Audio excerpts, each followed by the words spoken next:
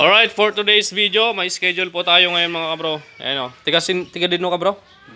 Nampik 1. Ito, palit lang sana ng clutch damper at clutch oil seal, tsaka lining.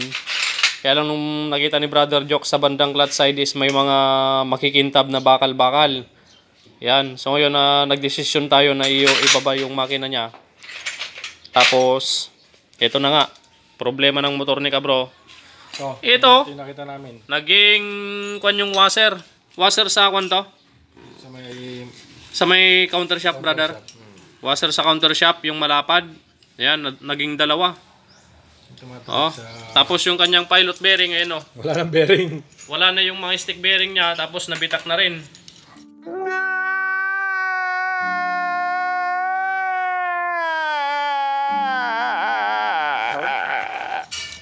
Ayan, napakaitim pa ng loob ng makina ni kabro. Dahil ito ay natuyon daw ng langis dati. Ito po. Palit din sanang cam follower push rod to. Kaya lang ito, nakita natin nung nabaklas nila yung block. Katok issue. Kaya paparibor na rin natin yung block niya. Tapos, bili tayo ng, ayan, counter shop. Pilot bearing. Ano ka bro? Unexpected. Unexpected. Dito naman sa isa mga Pro TMX 155, convert natin sa 175cc. Yan, ang gagamitin nating cylinder block, pang Rusi Chariot 175. Yan o. Yan, stock ng 175cc to na Rusi. Tapos, cylinder head niya, ito siya, yung gagamitin nating cylinder head, pang Rusi Chariot 175cc din to. Yan. Siyempre yung gagamitin nating rocker arm dito, yung original, yung stock ng 155. Yan o, napakasanting na o. Tignan natin yung hulma. Yan, 175cc conversion sa TMX 155. Yan. Yusin lang natin. Yun o. Kasanting kalaki mga bro, macho. Oh my God! Wow! Machong-macho na ngayon yung TMX 155 na to. Mamaya pag natapos. Yan, dahil may tagas din to, binaba na natin dahil yung gasket sa center, local. Hindi ko alam kung bakit local yung ikinabit dati dito. Pero lalagay natin gasket ngayon, yung budget mill lang din, CSL brand. Yan.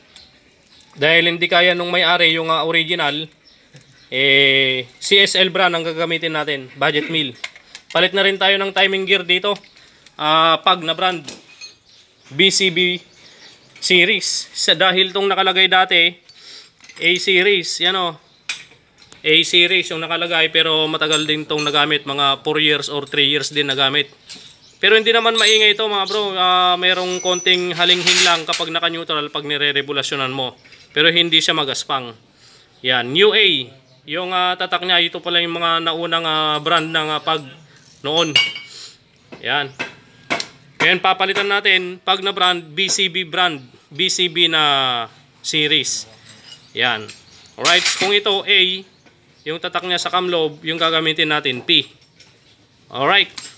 Okay na, linis time na lang. Assemble na natin to. 175cc, pang Rusi Chariot 175. Kanino kaya yan?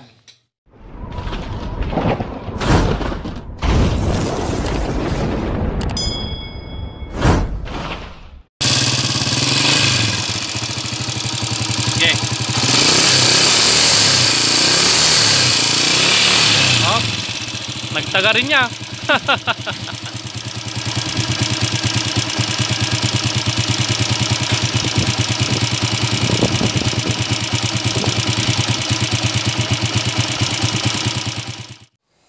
Okay, tapos na po mga kabro yung motor ni kabro from Nampik 1. Ayan, so yung pinalitan lang natin sa loob ng makina yung pilot bearing dahil nadurog. Tapos pinalitan na rin natin damper lining, cam follower push rod. Okay na, andarin na natin. Oil seal, mga oil seal, yung tagas niya, clutch side, tsaka kick, oil seal. Yun o. Alright. Alright, tapos na ka bro. Ayos na, pwede ka nang makauwi. Yun o. Okay na. Bale, may isa pang overall dito, di platino mga bro ito. Converted sa CDI. Nilagyan lang nila ng pulser yung sa may magneto pero hindi nagpalit ng magneto. Overhaul natin yan, napakaingay. Abangan nyo na lang mga kabro. Kabro, salamat! Alright. A few moments later. Pag lumagitik yan, tune up ulit. Libre na yun pag bumalik ka dito. Tsaka yung stator sa na... Oo. Huwag kang buti nun, sir. Oh, sige kabro, ingat! Yan, so isunod na natin yung 175cc conversion natin mga bro na TMX 155. Yan, takpan na natin dito sa bandang lot side. Papakita ko sa inyo yung mamaya yung cylinder block tsaka cylinder head na kakabit natin na Rusi Chariot 175cc. All stock ng Rusi 175 yung gagamitin natin na block tsaka cylinder head. Okay. Okay, so dito na tayo mga bro. Sasalpak na natin yung cylinder block ng Rusi 175. So bale, nag-port din tayo, bore out tayo dun sa left side crankshell para magkasya yung sleeve ng 62mm. At dito sa piston, nagbawas tayo dito banda sa tapat ng piston pin dahil tumatama yan sa sigunyal pag bumaba yung connecting rod. Alright, so yan lang itinabasan natin, piston, tapos nag-bore out tayo doon sa bandang left side crankcase at syempre, pulido ang pagkaka-bore out. Okay, ito na yung TDC niya mga kabro, which is normal lang, pati sa 175 na Rusi, ganito din yung top dead center ng Rusi 175. Yan, medyo nakalubog ng konti sa gilid pero sa ibabaw ng piston sa gitna is nakapantay dito sa block. Yan, goods na to. Ganda oh. Kumikinang-kinang yung ating cylinder block mga kabro. Yan, lagay na natin yung cylinder head niya. Yan. One eternity later. Alright, so tapos na natin mga bro. Assemblin yung TMX 155. At walang iba kundi ang nagmamay-ari nito ay si yan, ito yung motor ko mga kabro na TMX 155. Binaba natin dahil may taga sa center gasket at ngayon nag-decide na ako na i-convert na natin sa 175cc. Ayun na siya. 175cc na itong block tsaka cylinder head niya. Rusi Chariot 175cc. Yan, Macho 175. Kabit na natin doon para mapandar natin.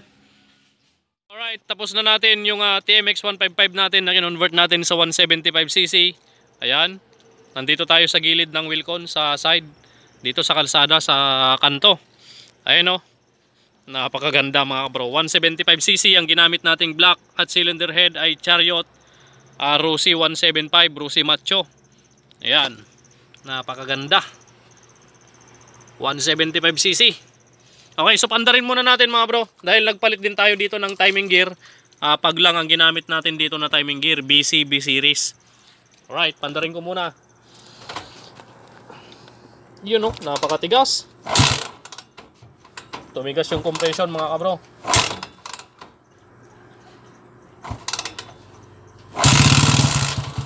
Yun oh. Yan, medyo malagitik mga bro. Magre-readjust pa tayo mamaya. So tinest drive muna natin para maglapat yung rocker arm sa push rod tsaka sa cam follower. Yan. Yan, isa pa dahil inoverall natin, pinalitan natin ng timing gear dahil may halinghing na pag naka-neutral, kagaya nito pag nire-regulasyonan natin. Pero ngayon wala na. Okay na okay yung timing gear na pag BCB series. Yun oh. Ayos. Napakasanting na mga kabro. Yan o. TMX 155 175cc mga kabro. Alright, punta na tayo mga bro sa laboratorio na natin. Balik na tayo. Okay, sa mga magtatanong naman mga bro, base sa experience ko dun sa motor natin na kinonvert natin sa 175cc, yan, namumula yung mata natin dahil nagmotor tayo, wala tayong salamin na kuhan tayo ng buhangin. Alikabok. So ngayon, sa experience ko naman sa 175cc conversion sa TMX 155 ko, yung hatak niya is goods, nadagdagan ng power. Tapos, yung buga ng tambutso, mas lulutong, mas makakahinga siya ng mabuti. Yan, dahil kapag nagpalit ka ng block, nagpalaki ka ng bore, halimbawa sa mga Mio, nagpalit ka ng 59 na block, siyempre talaga lalakas yan yung makina mo. Ngayon naman, sa 155 naman, dating 58.5mm yung stock. Ngayon, naging 62mm na cylinder block, piston tayo. Which is nadagdagan yung power, syempre naman. Nadagdagan ng power, gumanda yung buga ng tambutso, at syempre, satisfied ka na doon. Okay, sa akin, satisfied na ako sa TMX 155 ko na kinonvert ko sa 175cc dahil naka-sidecar naman yun. Yan, pang daily use, service, araw-araw, pambili ng pyesa, bibili ng pyesa, paparibor, papa-align. So, goods na goods mga bro. TMX 155, convert na 175cc, gamit ang block ng Rusi 175 at cylinder head ng Rusi 175. Which is good din na gamitin ang block ng Skygo 175, cylinder head ng Skygo 175. Pwede rin. Okay, kung magko-convert ka naman ng halimbawa replacement na block, bumili ka ng CG 175 or cylinder head na CG 150. So, yun po ang compatible doon mga bro. Or, cylinder head ng 175cc. So far so good. Successful ang conversion natin sa ating TMX 155 convert to 175cc. Alright, maraming salamat po mga bro sa inyo pong panonood. Ito po ulit si Kabro Mechanic. Maraming salamat at pagpalain kayo ng Panginoon.